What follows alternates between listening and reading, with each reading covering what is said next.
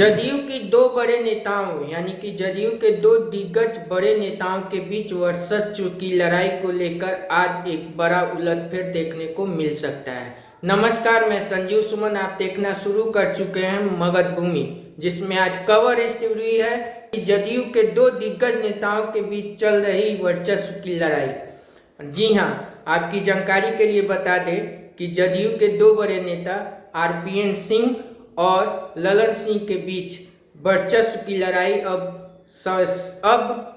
सबके सामने आ चुकी है। आपकी जानकारी के लिए बता दें कि आरपीएन सिंह मुख्यमंत्री नीतीश कुमार के पद मतलब राष्ट्रीय अध्यक्ष का पद छोड़ने के बाद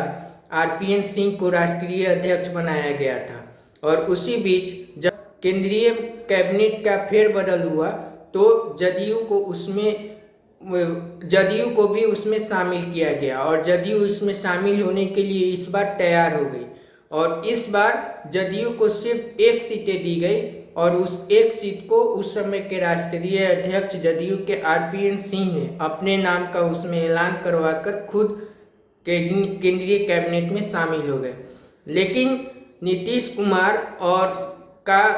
जो मन था उसके अनुसार वे चाहते थे कि ललन सिंह भी इस कैबिनेट में शामिल हो, लेकिन किसी कारणवश भारतीय जो एनडीए है उसने सिर्फ जदयू के लिए एक ही सीट रखा। और उसके बाद में जदयू से के तरफ पे आरपीएन सिंह उस समय राष्ट्रीय अध्यक्ष थे, और वे उस पार्टी को लीड कर रहे थे, और वहीं उस कैबिनेट में शामिल हो गए, जिसके चलते ललन सिंह उनसे खफा खफा रहने लगे। और बाद में आगे चलकर आरपीएन सिंह ने जब जदयू के राष्ट्रीय अध्यक्ष का पद छोड़ा तो नीतीश कुमार ने अगले राष्ट्रीय अध्यक्ष के लिए ललन सिंह का नाम आगे करके ललन सिंह को राष्ट्रीय अध्यक्ष बना दिया। उसी के बाद में ललन सिंह और आरपीएन सिंह के बीच में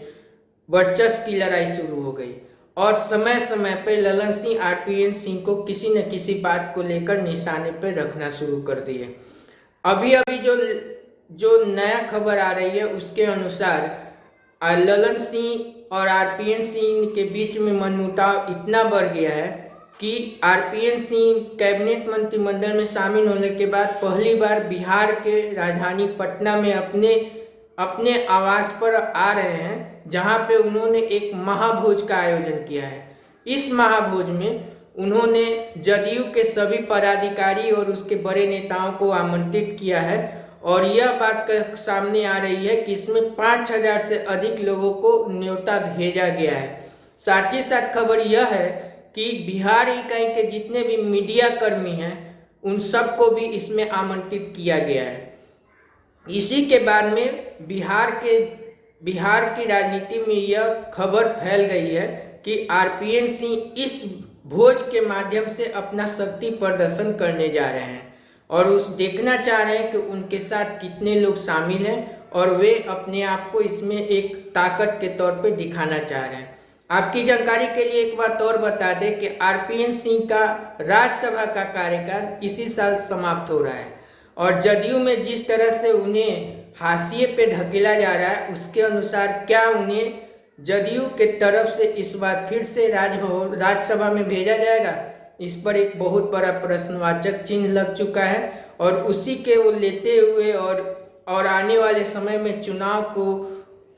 को देखते हुए और वो अपनी सीट को देखते हुए कि राज्यसभा में इस बार उन्हें भेजा जाएगा या नहीं भेजा जाएगा, इन्हीं सभी आशंकाओं के बीच वो जदयू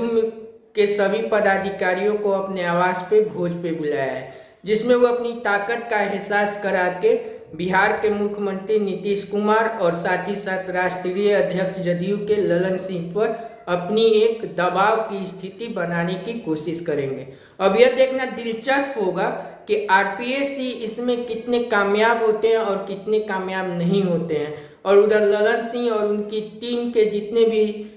पदाधिकारी और नेता हैं वे भी इस भोज पर पैनी निगाह बनाए हुए हैं। देखना दिलचस्प होगा कि आखिर इन दोनों की लड़ाई का क्या परिणाम निकलता है। आपकी जानकारी के लिए बता दें कि ललन सिंह ने कुछ दिन पहले जब उत्तर प्रदेश में भाजपा और जदयू के बीच में जब गठबंधन नहीं हो पाया तो भी उन्होंने आरपीएन सिंह को आड़े हाथों लिया था,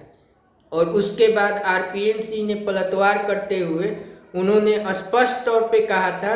कि भाजपा के साथ गठबंधन 2025 तक के जनादेश के लिए दिया गया है, इसलिए किसी को भी आए बाएं दाएं नहीं देखना चाहिए और जो सत्ता का अभी जो संचालन करने के लिए बिहार की आवाम ने दिया है उस पर ध्यान देना जरूरी है। कुल मिलाकर देखा जाए तो आरपीएन सिंह ने ये कड़ा पलटवार ललन सिंह पर किया था,